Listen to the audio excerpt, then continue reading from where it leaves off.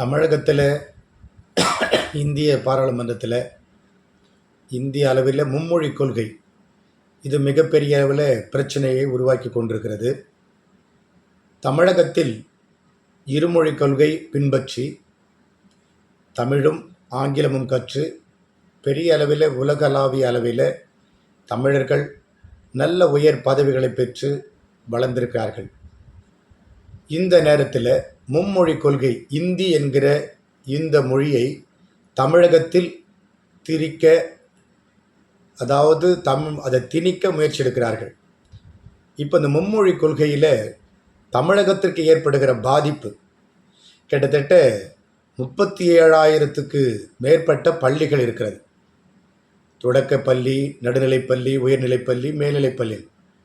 அதே போல் அந்த பள்ளிகளுக்கு 47,000க்கு மேற்பட்ட ஆசிரியர்கள், இந்தி ஆசிரியர்கள் நியமிக்க வேண்டிய சூழ்நிலை கட்டாயம் இருக்கிறது. இப்படி 47,000க்கு மேற்பட்ட இந்தி ஆசிரியர்களை வடநாட்டிலிருந்து கொண்டு வந்து தமிழகத்தின் உள்ள பள்ளிகளில் திணித்து வருங்காலங்களில் வட இந்தியர்களுக்கு, இந்தி பேசக்கூடியவர்களுக்கு இந்த கல்வி நிறுவனங்களும் இந்த தமிழகத்து பிள்ளைகளும் தமிழகமும் அடிமையாகின்ற ஒரு சூழ்நிலை ஏற்படுகிற நிலை ஏற்பட்டிருக்கிறது. ஆகினால இந்த மும்மொழி கொள்கை என்பது தேவையற்றது. அரசியலமைப்பு 21வது சட்டத்தின்படி ஒவ்வொருவரும் தனி மனித உரிமை குறித்து இந்திய அரசியலமைப்பு சட்டம் கூறுகிறது. அந்த அரசியலமைப்பு சட்டத்தின்படி அவரவர் தம் மதத்தை பின்பற்றவும், அவர் விருப்பப்படி கல்வி கற்கவும், தொழில் ஆரம்பிக்கவும், வாழவும் இந்திய அரசியலமைப்பு சட்டம் தனி மனித உரிமை 21வது பிரிவு கூறுகிறது. இதன் அடிப்படையில் அவரவர்கள் விருப்பம் போல் எந்த மொழியை வேண்டுமானாலும் கற்றுக்கொள்ளலாம். ஆனால் இந்த மொழிதான் படிக்க வேண்டும் என்று திணிப்பது இந்திய அரசியலமைப்பு சட்டத்திற்கு 21வது பிரிவுக்கு விரோதமானது. ஆகினால இந்த மனித உரிமை மீறலாக தான் இந்த மொழி திணிப்பு நடைபெற்று கொண்டிருக்கிறது. ஆகினால இக்கால சூழ்நிலையில் வரையறுக்கப்படாத ஒரு நிலையில் தமிழகத்தில் மும்மொழி திணிப்பு என்பது ஏற்றுக்கொள்ள முடியாது. இந்தியாவில் தமிழ் மொழி தமிழர்கள் சிறுபான்மையாக இருந்தாலும் உலகளவில் தமிழும் தமிழர்களும் பெரும்பான்மையாய் வாழ்ந்து கொண்டிருக்கார்கள். அப்படிப்பட்ட ஒரு சூழ்நிலையில் தமிழ் படித்தவர்களுக்கு எந்த பாதிப்பும் குறையும் ஏற்பட்டதில்லை. அவர்கள் கல்வியில் உயர்ந்திருக்கிறார்கள். ஆகினால உலகளாவிய வேலை வாய்ப்புகளை நிறைந்திருக்கிறார்கள். ஆகினால் தமிழகம் இது தேவை என்பது கேட்கும்போது மட்டும்தான் இதை மத்திய அரசு இதை கொண்டு வர வேண்டுமே தவிர, தமிழக மக்களும் தமிழகமும் ஏற்றுக்கொள்ளாத இந்த மொழி திணிப்பை நாங்கள் வெறுக்கிறோம். ஆகினால் தமிழக முதல்வர் மு.க. ஸ்டாலின் அவர்கள், தளபதியார் அவர்கள் எடுத்திருக்கிற இந்த தீர்மானத்திற்கு அகில இந்திய ஜனநாயக மக்கள் கட்சி சார்பாக அவருக்கு ஆதரவு கொடுக்கிறோம். இந்த மும்மொழி திணிப்பு இதை ஏற்றுக்கொண்டால்தான்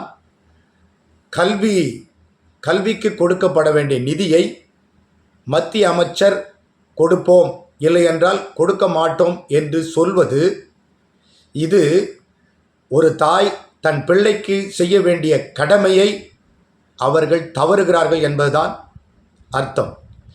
ஆகினால ஒரு தேசம் பொருளாதாரத்தில் முன்னேற வேண்டும் என்றால் கல்வியும் பொருளாதாரமும் வேண்டும். ஒரு தேசம் உலக அளவில் வல்லரசு நாடாக மாற வேண்டும் என்றால் கல்வியும் பொருளாதாரமும் அவசியம். ஆகினாலே இந்த கல்விக்கு கொடுக்கப்பட வேண்டிய நிதிகளை கொடுத்தால்தான் வருங்காலங்களில் பிள்ளைகள் நல்ல உயர் கல்விகளை பெற்று இந்த தேசத்திற்கும் அந்தந்த மாநிலத்திற்கும் மிகவும் வளர்ச்சி அடையக்கூடிய அளவில் பிள்ளைகள் கல்வியை கற்பார்கள்.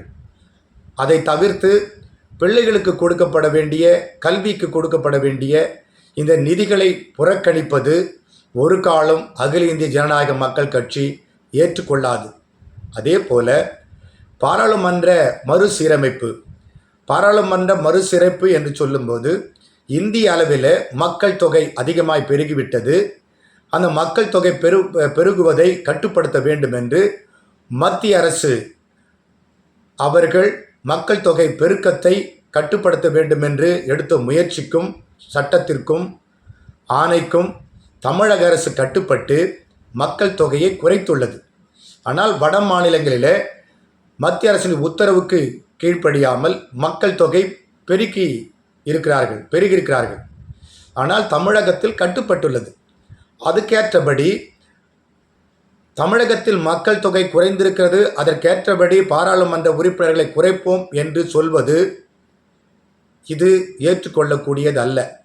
ஏற்கனவே கொடுக்கப்படுகிற விகிதாச்சாரப்படி அதே விகிதாச்சாரப்படி நீங்கள் கொடுப்பீர்களானால் ஒட்டுமொத்த இந்தியாவுக்கு நீங்கள் ஒதுக்கப்படுகிற பாராளுமன்ற தொகுதிகள் அந்த இடஒதுக்கீட்டின்படி 7.5% மேலாக தமிழகத்திற்கு ஒதுக்கி தர வேண்டும் என்பதை நாங்கள் வலியுறுத்துகிறோம்.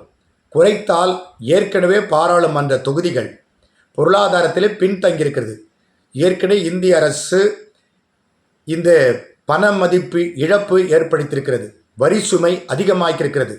இதனால் பொருளாதாரத்தில் பல தொழிற்சாலைகள் தொழில் நிறுவனங்கள் நலிந்து காணப்படுகிறது. இப்படிப்பட்ட ஒரு சூழ்நிலையில் ஒரு இந்திய மக்களை தொழிலாளர்களையும் தொழில் நிறுவனங்களையும் உயர்த்த வேண்டுமே தவிர பொருளாதாரத்தில் உயர்த்த வேண்டுமே தவிர அதை விடுத்து பாராளுமன்ற உறுப்பினரை அதிகமாக்குவதன் மூலம் எந்தவித நன்மையும் கிடைக்கப் போவதில்லை. இதுவரைக்கும் பாராளுமன்ற தொகுதிகளில் எந்தவித பெரும்பான்மை உதவிகளும் நன்மைகளும் பொருளாதாரங்களும் உயரவில்லை. இந்திய தேசத்தை உயர்த்த வேண்டும் என்றால் முதலாவது பொருளாதாரத்தை உயர்த்துங்கள், அதை மறுசீரமைப்பு செய்யுங்கள். அதை விடுத்து பாராளுமன்ற தொகுதி உறுப்பினர்களை அதிகமாக்கி தொடர்ந்து ஆட்சி அதிகாரத்திலே பயணிக்க வேண்டும் என்கிற உள்நோக்கத்துடன் இந்த தொகுதி மறுசிறப்பு நடைபெறுகிறது என்பதை நாங்கள் கருதுகிறோம். ஆகினாலே இதை முற்றிலுமாய் புறக்கணிக்கிறோம். ஆகினால் மும்மொழி கொள்கையை புறக்கணிக்கிறோம். அதே போல பாராளுமன்ற தொகுதி மறுசிறப்பு என்பதை புறக்கணிக்கிறோம். இது தமிழகத்திற்கு மிகவும் பின்னடைவாக இருக்கும் என்பதை அறிந்துதான் தமிழக முதல்வர் எடுத்திருக்கிற இந்த அனைத்து கட்சி கூட்டத்தில் எடுக்கப்பட்ட தீர்மானங்களுக்கு அகில இந்திய ஜனநாயக மக்கள் கட்சி ஆதரவளித்து அவர்களோடு கூட இந்த தீர்மானங்களுக்கு நாங்களும் பயணித்து தமிழகத்தில் இந்தி திணிப்பும் மும்மொழி கொள்கை திணிப்பும் அதற்கு பிறகு இந்த பொருளாதார மறுசீரமைப்பில் திணிக்கப்பட்டு பாதிக்கப்படுவதை ஒரு காலம் அகில இந்திய ஜனநாயக மக்கள் கட்சி ஏற்றுக்கொள்ளாது. தமிழக முதல்வர் எடுத்திருக்கிற தீர்மானத்திற்கு முழுமையான ஆதரவை நாங்கள் தருகிறோம் என்பதை தெரிவித்துக் கொள்கிறோம்.